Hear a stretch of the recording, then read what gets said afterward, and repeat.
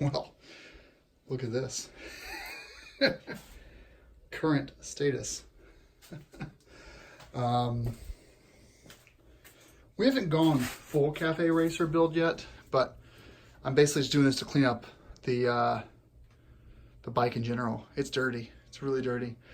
I'm gonna send the wheels off to get the tires changed, so that's something that needs to happen, as well as the I might get them powder coated black or re-powder coated silver. But look at that, pretty cool, huh? It's a K75 all broken down. So here's the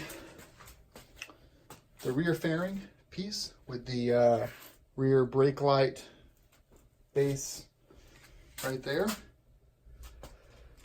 We have our side panels right there. So I think next step is going to be basically just start on the maintenance. The battery's out too, so we ordered a new battery. I'm going to start on the maintenance.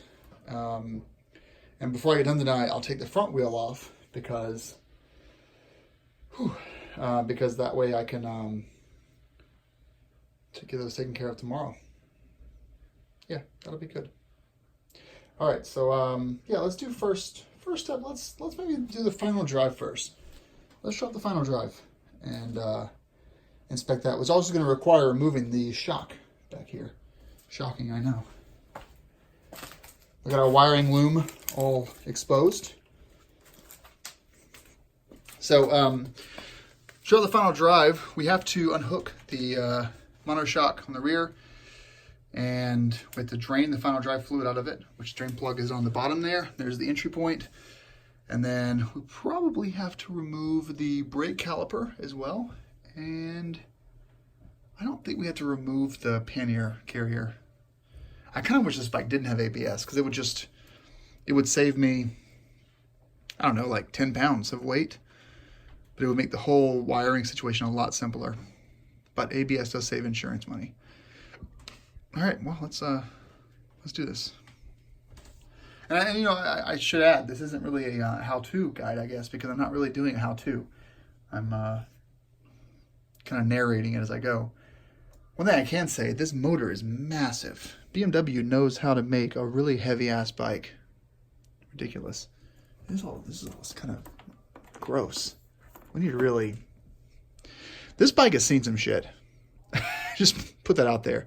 This bike has been manhandled a little bit too much by too many people over the years. That's kind of the issue when you're the third or fourth owner. That kind of happens. All right, well, let's drain the final drive first, then we will drop it. Whew, that drain plug right here was really in there. They were not screwing around. What size is that, motherfucker?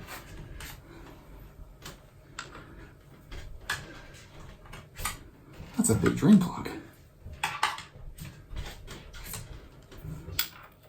It's a 19. Damn. That's pretty big.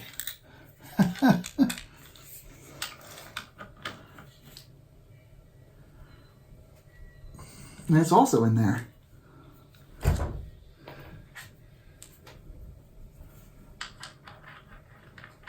Yeah, it's not an 18. Yeah, these things are in there. Last person had this bike over torqued these.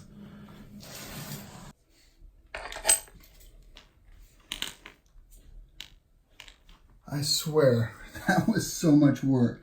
I had to hit with heat gun for half an hour to finally get this thing to come out.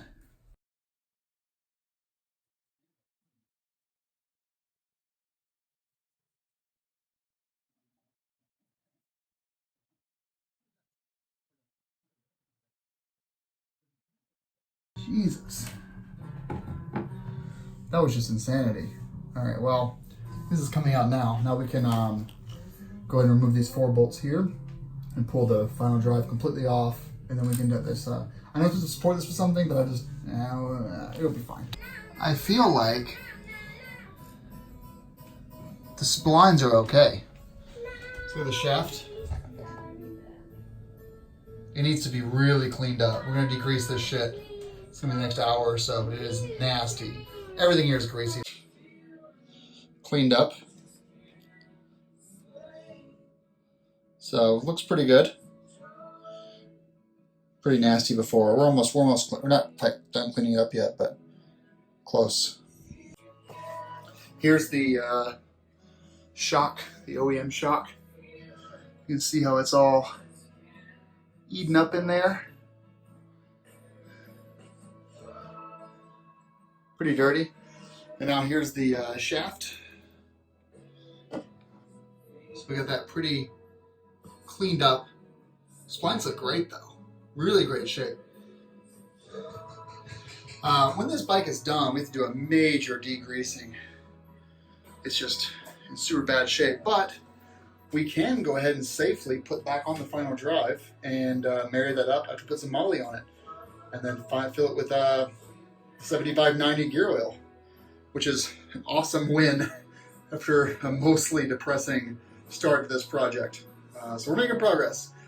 And as far as removing the final drive and the shock, there's plenty of guides in it online on YouTube. I'm not going to try to recreate the wheel on this project since there's just so much documentation out there. But if anyone can do it, if I can do it, anyone can do it. All right, look at this. Brand new rear shock. It sprung to about 190 to 260, 270. That's the range that the spring is at. So it should cover most riders. Just full gamut, basically. But yeah, and you see here we got the Spiegler stainless steel brake line installed. Beautiful, huh? Just gorgeous. For 150 bucks, you'd think these things would be gorgeous. Here's the rest of them, by the way, there. Here we go. So there's the Spiegler lines. What I've learned is the previous owner didn't actually do anything with this bike, but the guy before him torqued the shit out of these bolts. Every single bolt has been something like 150 Newton meters to 180. I mean, I'm talking about like putting all of mine. I had to get a breaker bar out to get these things loose. I almost stripped that drain plug there. And then I almost stripped the drain plug under there. Talking about put it in there and like hammer it to get it loose. Just ridiculous. And the guy was a torque fiend. So, hey, it happens, right? But it's important to follow torque specs. All right, we're gonna drain the oil. I had to put the rear tire back on because the dolly I had, I couldn't get underneath this thing underneath there to drain it.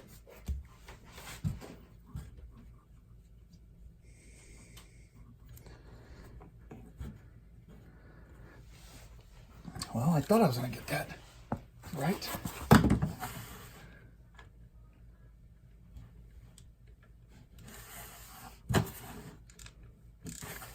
Everything is just like super torqued. Also, B&W used a lot of Phillips head screws bolts back in the day.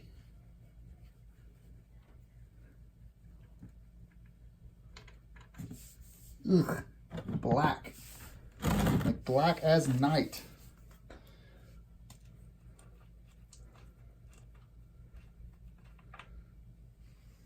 Look how black that shit is. All right, well, oil is getting drained. I wonder if we should replace the sight glass while we're in here.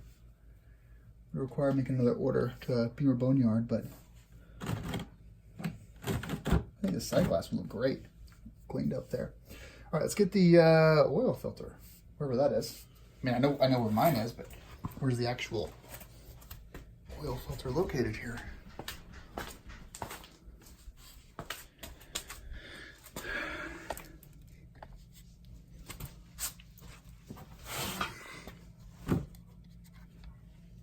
Oh, you know what? I think it's under here.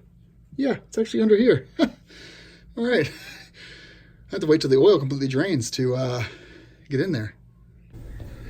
All right. That was some nasty oil. Now we get the oil filter out. Should be fun. All right, so oil change is done. And let's just see here, really. Well, not oil change. The oil is still empty. What I usually do is I'll keep this extended, so I know that it hasn't been put back in, so I don't start the bike momentarily or without worry. Jack stand is underneath the bike now because we're going to be taking the front wheel off. Basically, front wheel comes off. We're going to remove the brake caliper. These have seen some abuse, by the way. These bolts have seen a little bit of abuse. This one actually on the other side is really bad. This carrier bolt. I might replace that with a new one. I mean, it might even come off. We have some serious problems. We'll have to really hit that with some heat. Carrier's off. We're replacing the brake pads on both sides. Then we're going to be replacing the brake line, the Spiegler. And then we're going to be probably we're going to remove the upper console so I can get to the triple tree. Triple tree gets loosened up, then we're going to replace the front springs and fork fluid, fork oil. Yeah, that'll be kind of the next step in this process. So this little MFer right here is probably going to treat me badly. You are going to piss me off. All right. Day one of the K75 is done.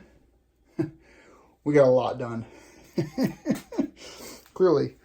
So let's go through it real quick.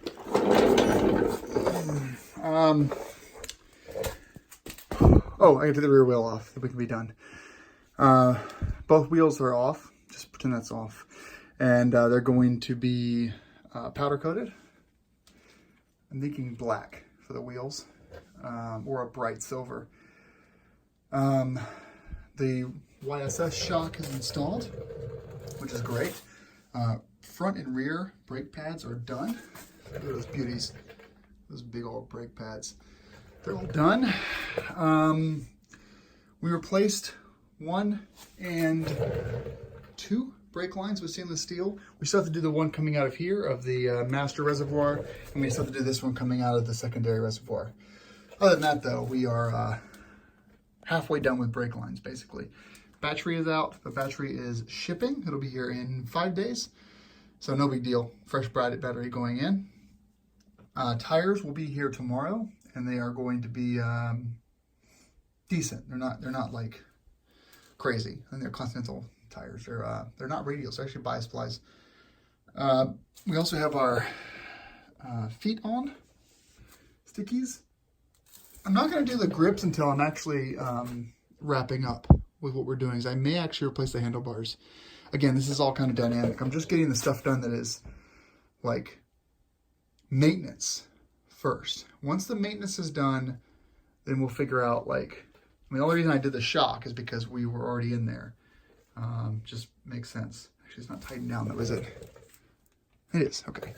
And of course we've removed the rear fairing. That's the ECU right there. And oil filter is changed. We used new drain plug, washer, and new oil filter gasket.